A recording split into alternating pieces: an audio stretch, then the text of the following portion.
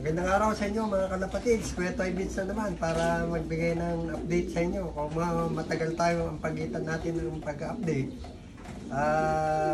nagpasensya na po. Pero miski pa paano, paisa-isa tayo update kasi busy po kami ngayon at saka yung mga nakaraan araw dahil nga po yung kapatid po ng asawa ko namatay. Kaya ito, pasingit-singit lang po tayo na mag-update sa inyo. Kaya pasensya na po. Yung mga subscriber po natin, yung mga walang sawang tumatangkilik, marami po salamat sa inyo. At saka kung meron man po kayo mga kaibigan, pakishare na lang po sa mga UB na mga nagkakalapate para naman po makita po nila ito po mga magmula po nung nasa Japan tayo hanggang ngayon nandito na po tayo sa Pilipinas at pinapakita ko po sa inyo yung mga itlog na mga napadala ko po na napisa at ngayon mga malalaki na po sila at ito po mga last na dala ko mismo ako po ang nagbitbit, papakita ko po sa inyo malalaki na po sila kung ilan buwan na po tayo rin sa Pilipinas. Ganun na rin po yung mga kalapati natin na mga ako mismo nagbitbit. Andito na po sila lahat. Nakuha ko na po dun sa kaibigan ko po na pinagkatiwalaan ko po na magpapisa dun sa mga itlog na dala-dala ko. At saka yung mga imunang itlog na mga pinadala ko. Yun. Ito po, papakita ko po sa inyo yung mga young bird at saka yung mga old birds na mga tawagin po natin old bird kasi mga taon na po nakaraan yung mga nauna, mga first batch, second batch, third batch at saka ito pong last mga 5 batch po itong mga itlog na naiuwi po ni Kuya Toy Bits. Last po itong mismong dala ko nung umuwi na po ako. So papakita ko po sa inyo sila, ito kung pinapakain ko po. Ay, buti wala nakalabas. Ito po yung mga itlog na yan. Yung mga itlog po na dala-dala ko, ito na po sila, kalapati na. Bali, ang nahalo lang po rito na hindi Japan, isa lang po, isa lang. At bibigyan natin ng pagkain. Sinerte po tayo, marami napisa dito sa mismong dala ko na itlog.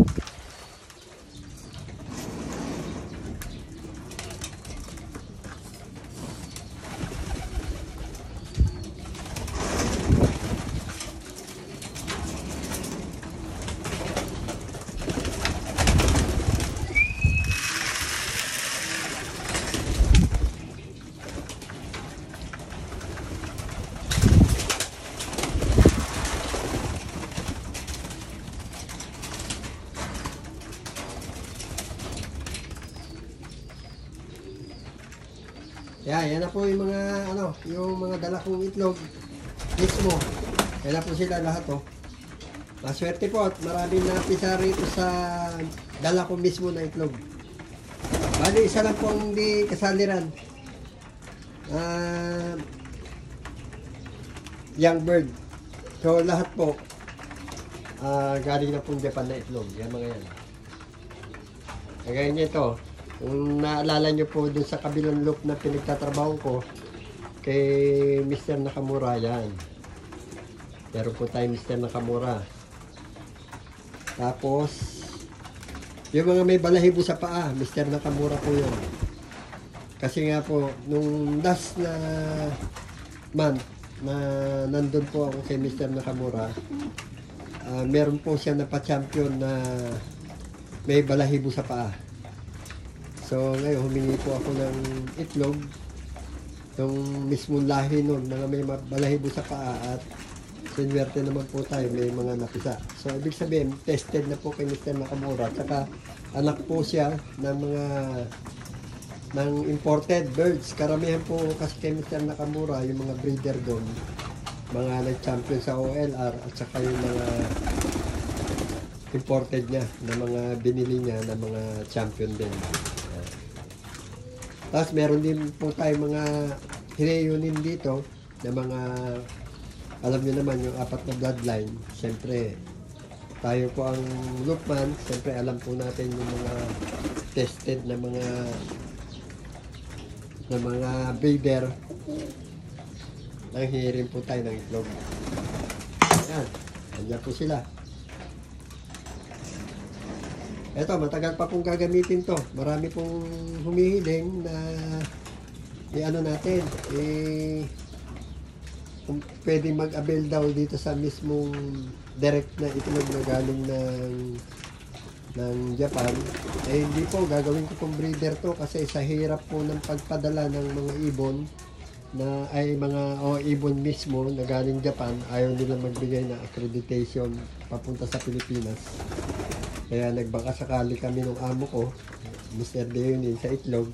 Ito naman po naging resulta. Naging kalapati na po dito sa Pilipinas. So marami po nagtatanong kung trusted po yung pinagpa-limlimang ng mga itlog. Very trusted po mga tao yun. Napakababait po nila na nakatulong din po sa akin na pagpa-import ng mga naging kalapati na ng mga itlog na naging kalapati. Ito na po sila. Ito yung last batch. Dami pong napisa. Isa lang po dyan ang hindi tsaka ito pong mga to naka-Japan ring po ito na yung mga sobrang singsing po namin doon sa Japan. Piningin ko po doon sa amo ko. Pero yung iba yan, mga old ring. Yung mga singsing na mga namatay na ibon, isiningsing ko na po rito para original pa rin na Japan ring po itong mga nakasuksok po rito sa mga to. Yan po sila.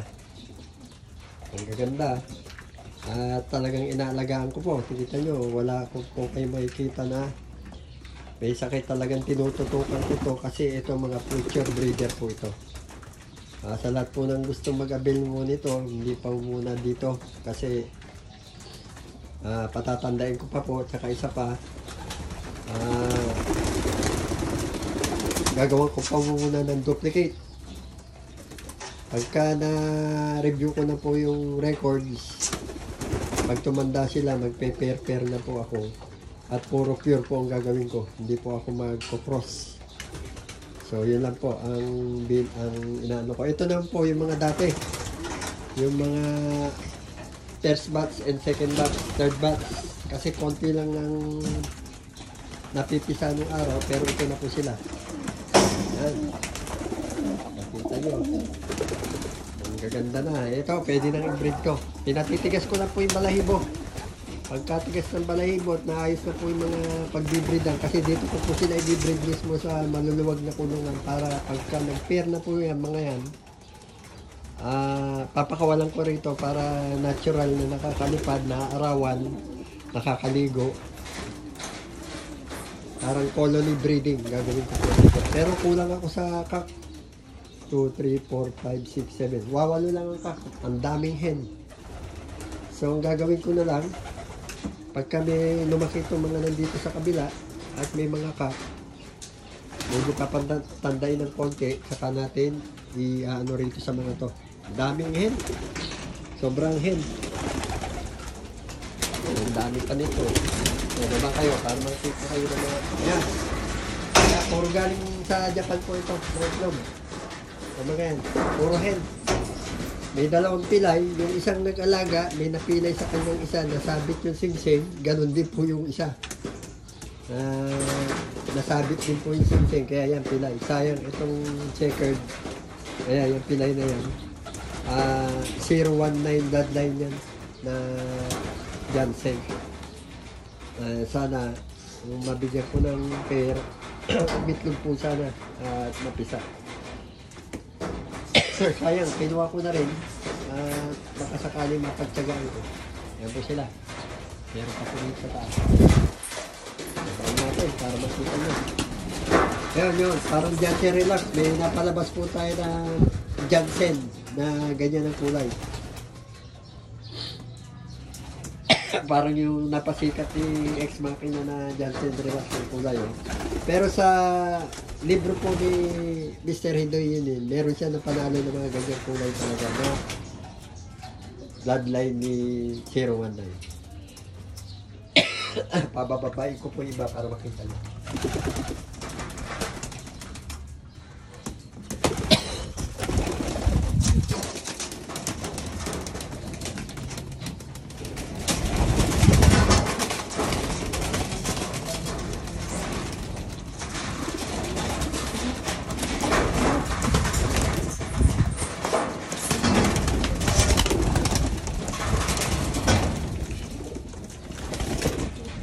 Yan.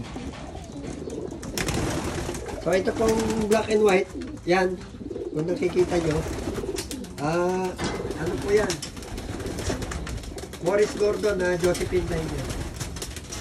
Yan. Yung puti naman po na yun, galing po kay Mr. Nakamura yun, yung kanyang masili. Kasi may dumating na imported na masili na champion na nabili niya.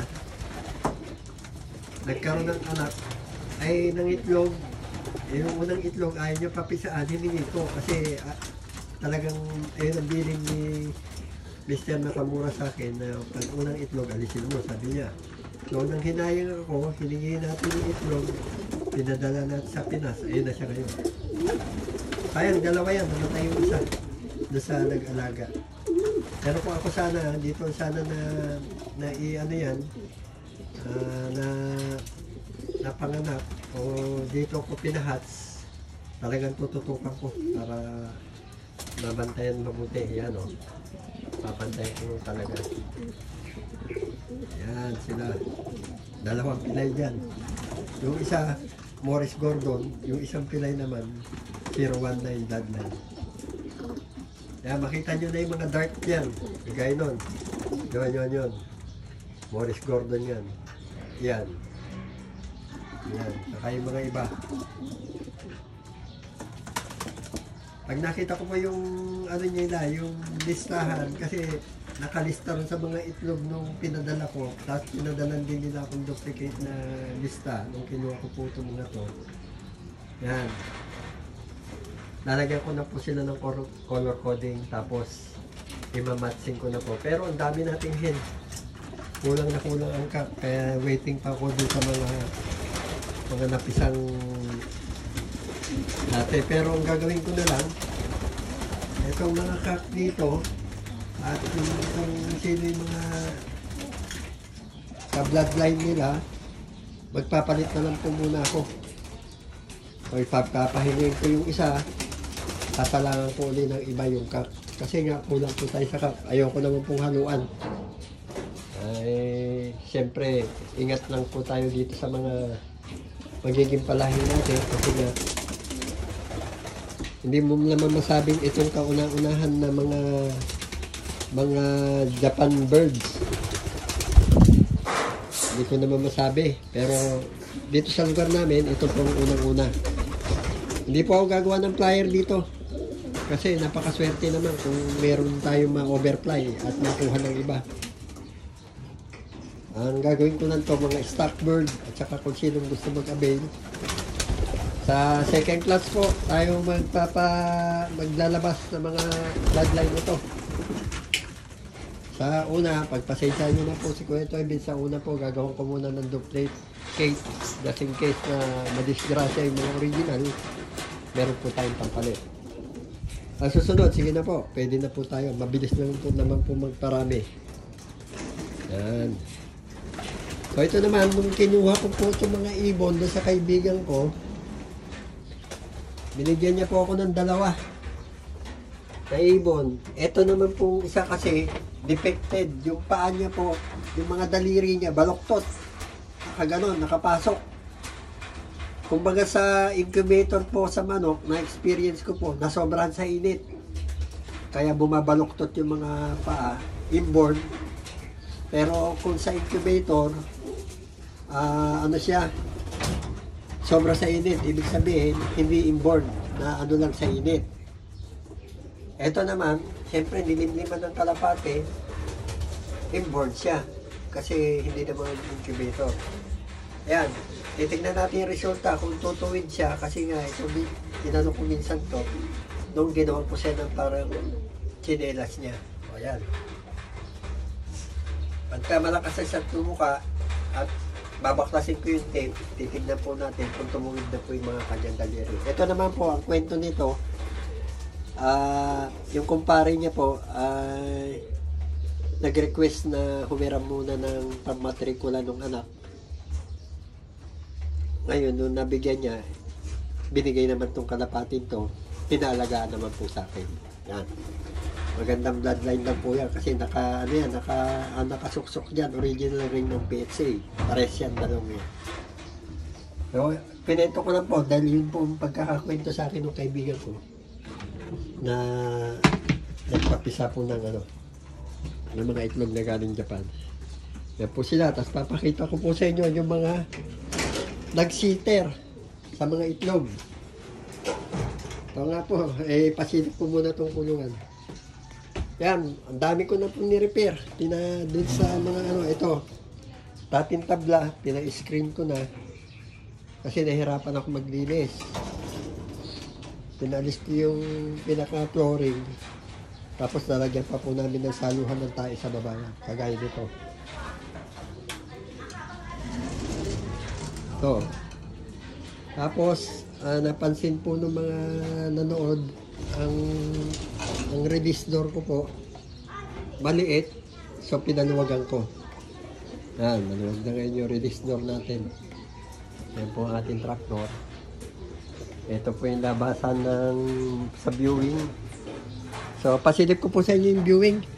Sabay-sabay ko na po na ipakita. Ito na po ilagayan natin ng mga inumin niya, ng mga gamot, mga yung mga sobrang kainan, inuman, mga grits, nandiyan na po lahat, mga training box.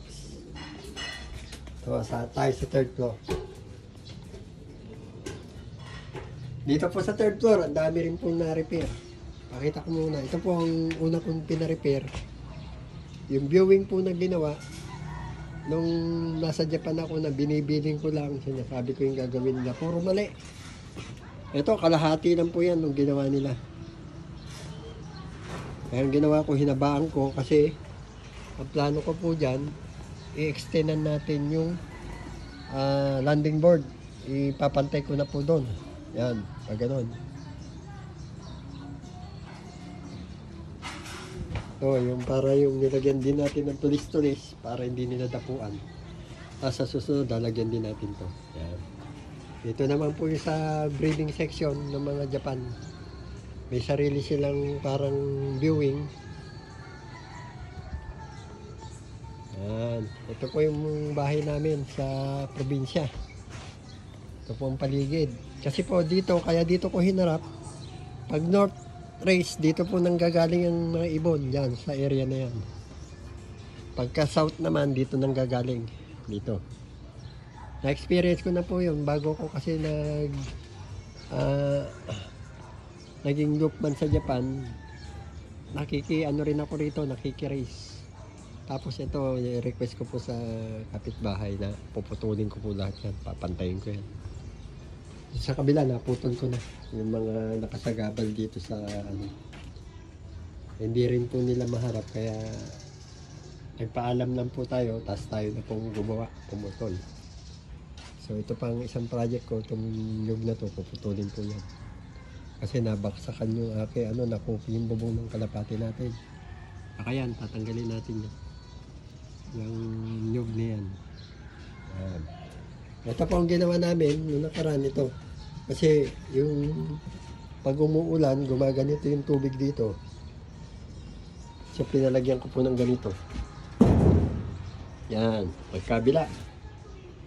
Tapos dito, ang ginawang cabinet dati rito po, yan, ang liit. Kaya ngayon, binuo ko na kasi wala naman nang gagaling na ibon dito sa likod, binuo ko na. Yan, magmula dyan. Buo yan, hanggang doon. So, pinaka-cabinet na dito sa waiting area o tawag dito. Ito naman, butas pa dyan para yung hangin, lalagyan na lang natin ng Bahala na kung anong ipansasara natin dyan. So, baba mo na po tayo. At, ayan, hagdanan. Pakita ko po yung ating mga nag-sitter sa Manila. Ngayon, kinuha ko na rin kasi sa akin din po yung mga nag-sitter. Yan, yung mga nag-sitter. Yan sila. Ang gagaling po magsubo. Bilib ako. Halos wala natitira sa butsi nila. Kaya mayat maya nagpapakain tayo. Sa breeder po ang ginagawa ko. Karga lang ako ng karga ng pagkain 4 times. Yan, itinaas ko muna isa eh. Pero kumpleto yan. Ito naman po naging sitter na to. Nabigay po sa akin ng pinsan ko na player po ng MMFC. Yung pinagkatiwalaan ko na dinala ko tong mga kalapatin to sa kanya para sila maglimlim ng mga Japan. Nung nabakante po yung pagpadala ko, nakiusap siya sa akin na gamitin niya itong mga to na gawin niyang flyer kasi kumakarera po yon.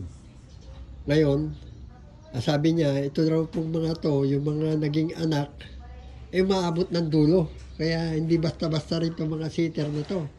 Mapapakinabangan din. Kaya yan, nakabreed sila ngayon. Yung magiging anak nila, ililipad po natin dito sa local. Hindi po Japan yan ha. Mga local yan. Mga dating kalapati. Ito naman po yung dating kalapati ko rin. Yan. So ito, ililipad po natin to rito. Pero wala pong Japan dito ha. Na galing Japan. Ayan o. Ayan po sila. Itong mga to, pagka napaitlog ko na yung mga magiging sitter din itong mga to. Pero habang piniprepare ko po yung mga Japan, kinuhanan ko po na ng lahi para siyempre namimiss ko rin po yung merong nag-iikot dito. Nakakapagpalipad tayo. Kaya gumawa muna tayo ng panglipad.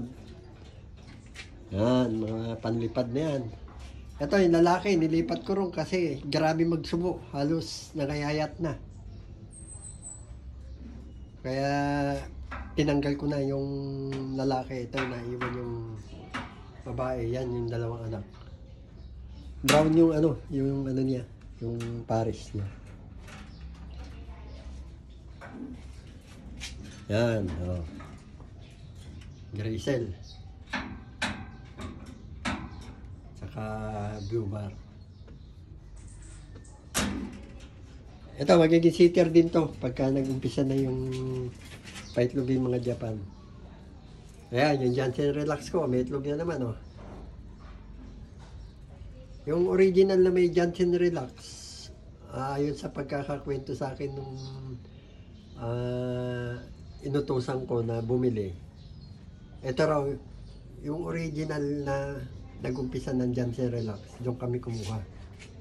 Yan, ito naman, Janssen 40 naman yung pares na MMFC player na pinsan ko. 2 times apari po ito. Yan. Meron siyang naibigay sa akin na 2 times apare. Yung pinsan ko po kasi na yun, namatay po sa COVID. Bago po siya namatay, naibilin po dun sa asawa na yung mga winner niya ibigay po sa akin. Kaya ito, nandito po sila nung dinaanan ko po nung Yan. Ito po, 2 times apare din. Galing din po dun sa pinsan ko yan. Yan, naging anak ko. Yan, pakita ko po yung mga yung mga anak na magiging sitter sa ng mga Japan natin. Susunod. Pero kung hindi nila, kung ilan lang yung mapapalitan ko ng itlog dito, bubuhayin ko na yung magiging anak kasi nga po, gusto ko po marami tayong flyer. Yan. Ganyan po ako magpasisiw, makita nyo.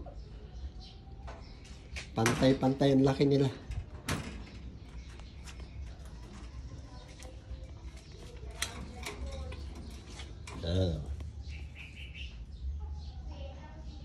Ganda ng kulay nung naging anak nito. Malinis na blue bar at saka puti. Ganun din po yung tatay. Oh. Ito paghapon, itong ano, pinapalitan ko po yan, yung pinaka sahig ng kanilang pugad para pirming malinis. Ito po, oh. Yan, marami tayong stock yan. Ito yung galing pa po Japan to, DIY ko po. Oh. Yung mga lumang carpet na napupulot sa Japan, yan, may foam. Ginawa natin. Lagayan sa pugad. Para malinis. Ito naman po yung nagamit na. Binilad ko, nilinis ko.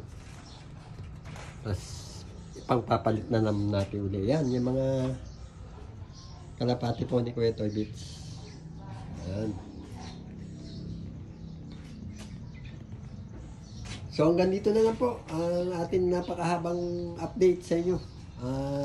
Sana yung mga walang sawang tumatangkilik sa YouTube channel ni Kuya Toy Bits, sana naman may share nyo po itong mga ano sa mga bagong pan-share sa mga kaibigan nyo para dumami po tayo at marami pong makapanood ng update po ni Kuya Toy Bits. So marami pong salamat at sa susunod po na update, sama-sama naman po tayo ulit at panoorin nyo po yung mga update ni Kuya Toy Bits. Salamat po, arigato po, salamat, bye.